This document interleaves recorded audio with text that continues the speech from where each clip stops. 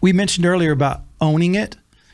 A lot of times when you start in the industry, especially this with music, people always think, well, you got to sign your first deal. They get all the money so they can recoup, and eventually I'll get my turn. And then what ends up happening is they sign you for this deal. You might get 3% of all the money.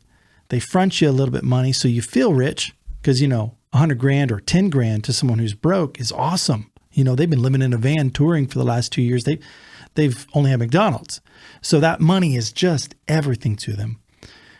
And they don't realize they have to pay all of it back. Then they expense it and they don't know anything about financing. And so what ends up happening is there's a little bit of success. They used up the money. They just toss the bands aside and they go on to the next, and there is no recoup. So he actually got some advice from Oprah. But I want to... Well, the studios and the labels are positioned to take advantage of and leverage delayed gratification. Yes. They don't need, because of decisions made decades and decades over in the past, they don't need the money today to continue moving forward. They will, to them, given $10,000 is no big deal, $100,000 advance, $1 million advance, depending on the artist.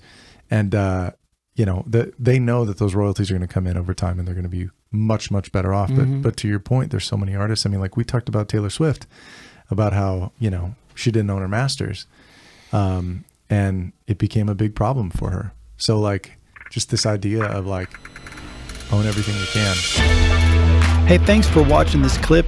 If you want to see the full podcast, be sure to click on the link in the description. And if you feel like it, hit subscribe.